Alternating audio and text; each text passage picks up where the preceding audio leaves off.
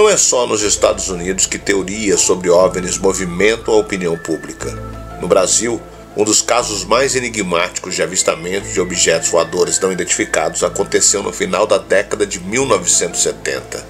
Na época, o Comando da Aeronáutica do Norte do país despachou missões militares para o Pará e o Maranhão para investigar relatos sobre luzes que começaram a surgir nos céus em alguns vilarejos e zonas remotas, em uma região em que, em sua maior parte, não contava com luz elétrica. A Força Aérea Brasileira deslocou militares para verificar e registrar ocorrências de luzes hostis e manifestações misteriosas em 1977, durante a ditadura militar. A Operação Prato foi a maior missão militar para investigar OVNIs de que se tem notícias no mundo. Agora, relato inédito indica que a missão na Amazônia nunca teve fim, que os contatos continuaram e que militares norte-americanos comandaram as atividades. Será? Eu sou o Sidney Góes e você está na Hora do Medo. Se inscreva no canal, deixe seu like e vem comigo que no caminho eu te explico.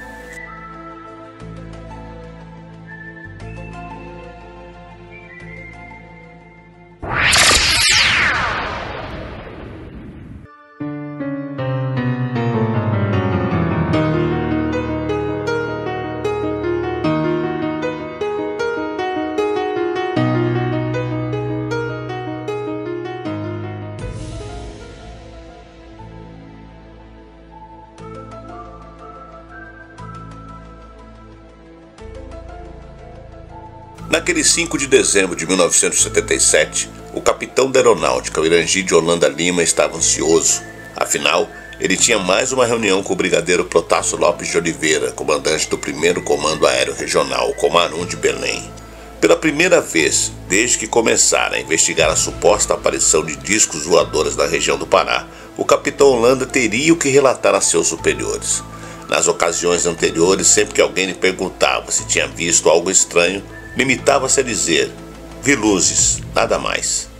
Daquela vez, porém, o capitão Holanda e o sargento João Flávio Costa tinham avistado poucos dias antes um troço enorme, de cerca de 100 metros de comprimento, sobrevoando o rio Guajará-Mirim.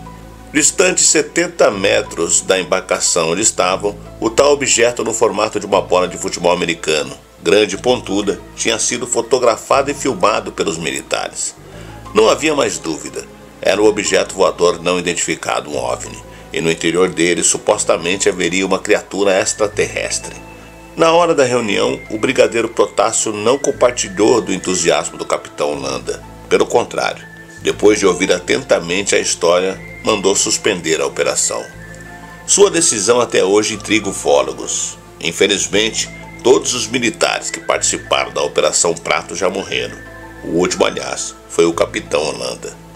A aeronáutica afirma que todas as informações relativas à Operação Prato já foram disponibilizadas, porém, muitos não acreditam nisso. Em agosto de 1997, o jornalista e ufólogo Ademar José Gevaer, editor da revista UFO, recebeu um telefonema do capitão Holanda, querendo agendar uma entrevista. Na mesma hora, ele e o co-editor da revista, Marco Antônio Petit, viajaram até Cabo Frio, na região dos Lagos Fluminense. Em casa, o coronel reformado contou detalhes da operação. Voltou a relatar os seus muitos avistamentos, admitiu que teve medo de ser abduzido e revelou que a investigação foi amplamente documentada. Só de fotografias havia mais de 500. Isso sem falar das 16 horas de filmagens, nos formatos Super 8 e Super 16, e de um calhamaço de 2.000 páginas de relatórios. Aquele monstro azul, embora tivesse um brilho muito forte, podia ser olhado diretamente sem que ardessem as vistas, declarou a revista UFO. 2 meses depois de conceder a bombástica entrevista, o coronel Holanda tirou a própria vida, enforcando-se no quarto de casa com a corda do roupão.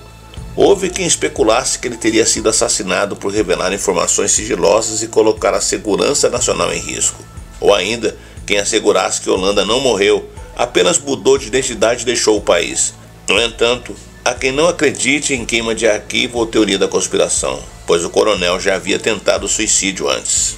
Por essas e outras razões, a Operação Prato continua a ser apontada por ufólogos do Brasil inteiro como um dos mais intrigantes casos de avistamento de OVNIs já registrados no país.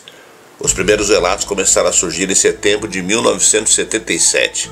Os habitantes de Colares, Mosqueiros e Ananindeua, entre outros povoados de Belém, garantem ter sido atacados por raios luminosos vindos do céu. 2 orifícios paralelos, como se agulhas tivessem penetrado a pele das pessoas, descreveu a psiquiatra Velaide Ceci Carvalho, então diretora da Unidade de Saúde de Colares, vila de pescadores a 96 quilômetros da capital.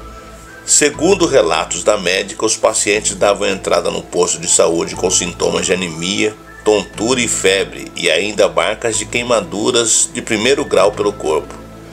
Logo, o fenômeno foi apelidado pelos ribeirinhos de chupa-chupa ou luz vampira. As pessoas com pânico estampado no rosto diziam ter sofrido ataques por luzes que desciam dos céus e extraíam sangue delas. Tomados pelo pavor, os moradores da região se uniram para afugentar os invasores. Não passava pela cabeça deles que o intruso pudesse ser de outro planeta. A hipótese mais provável era obra do demônio ou castigo divino. À noite, famílias inteiras acendiam fogueiras, batiam latas e soltavam fogos de artifícios. Outras, mais religiosas, rezavam um terço. Outras ainda empunhavam paus, pedras e espingardas. E diante do desespero da população, o prefeito pediu socorro às Forças Armadas. Foi quando o coronel Camilo Ferraz de Barros, chefe da 2ª seção do Comarum, convocou o capitão Holanda, então comandante do Paraçá, um esquadrão de elite da Força Aérea Brasileira FAB, que realizava operações de busca e salvamento para chefiar a missão. Durante 4 meses, Holanda e seus homens permaneceram no litoral do Pará munidos de binóculos, câmeras fotográficas e máquinas filmadoras, entre outras engenhocas. De dia, entrevistavam as vítimas dos ataques e as testemunhas dos avistamentos. À noite, se revezavam para monitorar o céu. A Operação Prato foi a maior missão militar para investigar OVNIs de que se tem notícia no mundo. O que mais impressiona é o fato de ter sido investigado algo tão incrível e ainda hoje não sermos capazes de explicar o que aconteceu. A equipe chefiada pelo capitão Holanda contava, entre outros, com o 1º tenente médico Pedro Ernesto Póvoa. No dia 26 de outubro de 1977, o psiquiatra foi a um vilarejo chamado Santo Antônio de Umbituba, no município de Vigia, ouvir relatos de avistamentos e ataques de luzes insólitas. Na hora de redigir seu relatório, o psiquiatra deu o veredito: histeria coletiva. Depois que os fatos ganharam as manchetes dos jornais, militares da aeronáutica tentaram controlar a imprensa. Diziam que os repórteres estavam agindo com sensacionalismo e que as notícias publicadas só serviam para causar pânico. A certa altura da operação, agentes do antigo Serviço Nacional de Informações, o SNI, foram chamados para ajudar nas investigações. Jorge Bessa era um dos oficiais do SNI deslocados para Belém. Em seu primeiro dia na ilha de Mosqueiro, a 80 quilômetros da capital, avistou, por volta das 8 horas da noite, um objeto luminoso. Ele piscou 3 vezes, realizou pequenas manobras e em seguida desapareceu em grande velocidade. Não deixou dúvidas de que obedecia a um comando inteligente, relata Bessa, que narrou suas aventuras no livro Discos Voadores da Amazônia, lançado em 2016. O fenômeno era visível a todos. Bastava olhar para o céu, diz. Mais de 50 anos depois, ufólogos ainda tentam ter acesso ao material coletado durante a Operação Prato. Mas afinal, onde estão as fotos que o capitão Holanda e sua equipe tiraram? E as filmagens? Que fim levou esse material? Por intermédio de sua assessoria de imprensa, a Aeronáutica informou que todo o material disponível sobre o OVNI já foi encaminhado ao Arquivo Nacional. E mais, não dispõe de profissionais especializados para realizar investigações científicas ou emitir parecer a respeito desse tipo de fenômeno aéreo. Mas nem sempre foi assim. Entre 1969 e 1972, a Aeronáutica chegou a ter um órgão específico para tratar do assunto, até ser extinto pelo governo militar. O Sistema de Investigação de Objetos Aéreos Não Identificados apurou mais de 70 casos de avistamentos de discos voadores. Hoje o acervo sobre OVNIs é um dos mais visitados do Arquivo Nacional. Do total de 753 relatórios disponibilizados, material abrangente em um período de 63 anos, entre 1952 e 2015, apenas 6 dizem respeito à Operação Prato. Vão de 2 de setembro de 1977 a 28 de novembro de 1978 e englobam 15 municípios do interior do Pará. O material disponível para consulta pública é apenas a ponta do iceberg. A filha do brigadeiro Protássio, uma pedagoga aposentada, é uma das poucas felizardas que tiveram acesso às filmagens ultrassecretas.